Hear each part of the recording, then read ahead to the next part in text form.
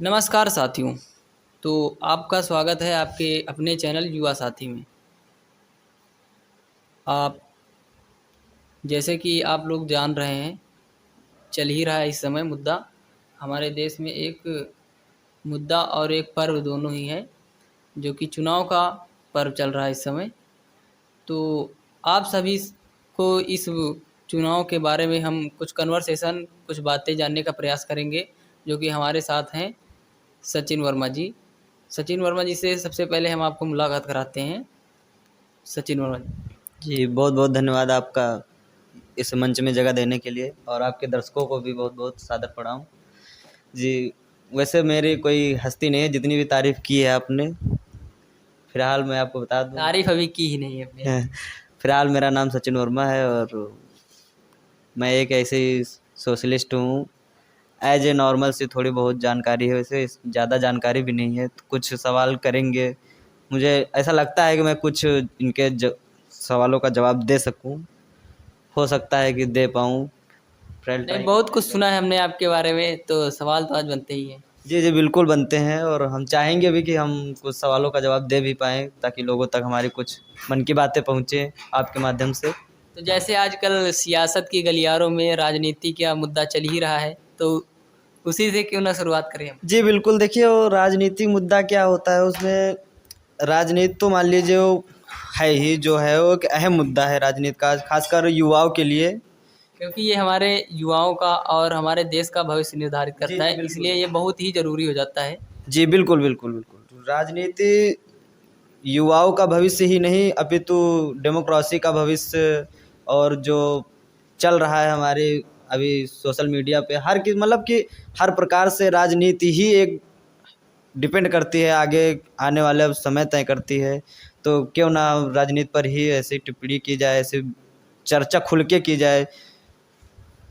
तो यहाँ पर देखिए, ना ही यहाँ पर किसी कोई प्रवक्ता है, एक आम आदमी है। यहाँ पर जैसे नॉर्मल सभी आदमी होते हैं, वैसे भी सचिन वर्मा जी हैं, और हम भी कोई किसी पार्टी से यहाँ किसी का कोई लेना देना नहीं। जो भी बात होगी निष्पक्ष बात होगी।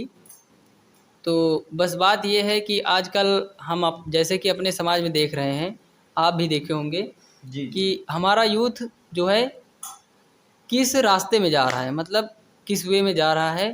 कहना यह है कि अगर ऐसे ही हमारा यूथ अगर इसी तरह जाएगा, कभी हमने देखा है तो कोई कहता है कि सिर्फ मोदी जी ने हमको राम मंदिर बनवा दिया, यही सबसे बड़ा काम है।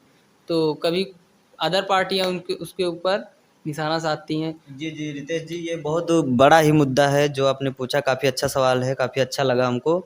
ऐसे सवाल पूछने भी चाहिए कि ये जो युवाओं की बात आपने की है राजनीति के मामले में, ये एक प्रकार से मान के चलिए कि वो अंधभक्ति वाला खेल होता है। जैसे कि ये आगे का भविष्य नहीं सोच रहे हैं, ना आगे का भविष्य कुछ निर्धारण के लिए कुछ सोच रहे हैं।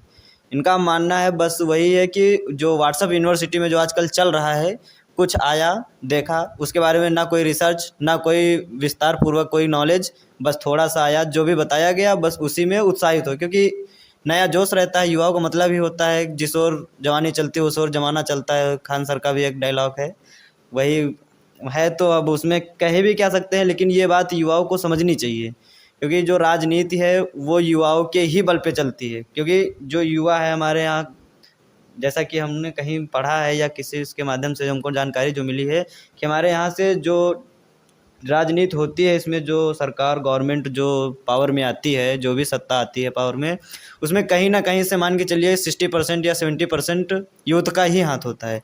अगर यूथ ही फ्यूचर नहीं देखेंगे और ऐसे ही बहकावे में या गिने चुने कुछ चंद मुद्दों में, जैसे राम मंदिर का मुद्दा आपने उठाया, और जो कुछ है अंधभक्ति का मामला, जैसे राशन का हो गया, या फिर कुछ अपना निजी स्वार्थ हो गया, तो ये सब अगर यूथ ही देखेंगे, जो पढ़े लिखे यूथ हैं, तो मान के चलिए वो जो कम पढ़ा लिखा अल्प शिक्षित वर्ग है, या दलित समाज है, या फिर जहाँ पर कम सुविधाएं हैं, तो उनकी तो खैर बात ही नहीं कर रहे हैं। तो ये बात युवाओं को समझनी चाहिए कि राजनीति जो है, आपका एक वोट जो है वो आपके देश को काफ़ी आगे तक ले जा सकता है, और काफ़ी पीछे भी ले जा सकता है।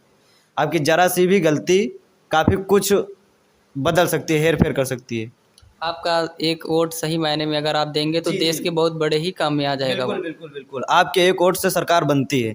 अगर आपने किसी गलत डायरेक्शन में या फिर किसी के बहकावे में या अपने निजी स्वार्थ या पार्टी बेस पे आपने वोट किया, हो सकता है आने वाले समय में इसका खामियाजा आपको भी भुगतना पड़े, आपके परिवार को भी भुगतना पड़े। देश तो खैर भुगतेगा ही, क्योंकि अगर पावर अगर किसी गलत इंसान के पास जाएगी तो निश्चित है वो उसका गलत यूज करेगा। जैसा कि हम जानते हैं कि आप उन्नाव ज़िले से बिलॉन्ग करते हैं, जी, तो जी। वहाँ पर आपकी लोकसभा सीट कौन-सी है? जी, जी, लोकसभा सीट में हमारे यहाँ से 2 गठबंधन की सरकार, गठबंधन से जो पार्टी है, उसे सपा की सीट है और बीजेपी की सीट है, दोनों सीटें हैं, 2 सीटें हैं वहाँ पे, बाकी तो कैसी लहर चल रही है इस समय? जी, देखिए लहर वाली तो बात ही ख़ैर अभी तो नहीं कहा जा सकता है कुछ भी। आप किसको चाहते हैं इस बार? जी, बता सकते हैं कुछ? जी, वो तो अब हमारा खुद का व्यक्तिगत मैटर है अब। भारत में गुप्त मतदान का जी, जी, प्रावधान है, जी, तो जी, आप गुप्त बिल्कुल। मतदान करेंगे। अपना मतदान का अधिकार है, वो गुप्त ही रहे तो ज़्यादा ठीक रहे। वैसे आप इस समय आप फर्स्ट वोटर होंगे, फर्स्ट टाइम वोटर? जी, जी, जी, अब की बार मेरा पहला वोट रहेगा ये। चलिए ठीक है, बहुत अच्छा लगा आपसे बात करके। और अगर आप कुछ बताना चाहें, क्योंकि हमारे इस समय देश में इंडिया गठबंधन, क्या आप इंडिया गठबंधन, इंडिया अलायंस गठबंधन की तरफ से आपको कौन-सा ऐसा बड़ा चेहरा लगता है जिसको कि प्रधानमंत्री का दावेदार माना जाना चाहिए? आप अपने हिसाब से, अपनी चॉइस से बताइए। जी, वैसे देखिए काफ़ी हद तक जिस हिसाब से वो राहुल गांधी ने भारत जोड़ो यात्रा या फिर न्याय आंदोलन, उसके बाद में जो उनका बात करने का तौर तरीका है, जैसा कि युवा हैं वो। युवा हैं और उसके बाद में काफ़ी नॉलेज भी है उनको, लंदन वगैरह से, इंग्लैंड से पढ़ाई भी की है और काफ़ी उनका फैमिली बैकग्राउंड भी राजनीति से रहा है। तो मुझे ऐसा लगता है कि वो भी कंफर्टेबल हैं कि प्रधानमंत्री के दावेदार हो सकते हैं।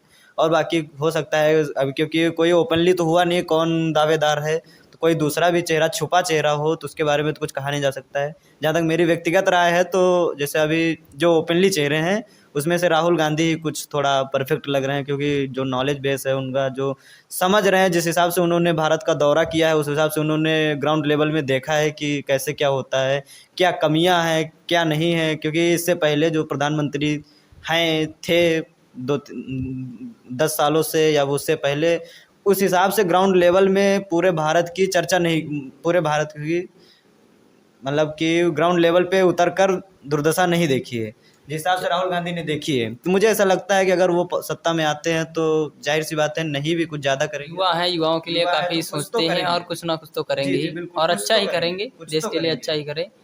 तो कहना ये है, दूसरा सवाल आपसे ये है कि जैसे कि आप इस समय देख रहे हैं, भारत में बेरोज़गारी चरम पे है। जितने भी युवा हैं, जितने भी यूपी में या फिर कहीं पर अपने देश में ज़्यादा से ज़्यादा पेपर होते हैं, खासकर जी, यूपी ही ले लीजिए। अभी जी, हाल ही में हुई समीक्षा की परीक्षा और यूपी पुलिस की परीक्षा का पेपर लीक हुआ। जी। तो यहाँ पर आप इस मुद्दे पर किसको ज़िम्मेदार ठहराना चाहेंगे? सरकार को या फिर प्रशासन, या फिर किसकी ये हम हार मानें?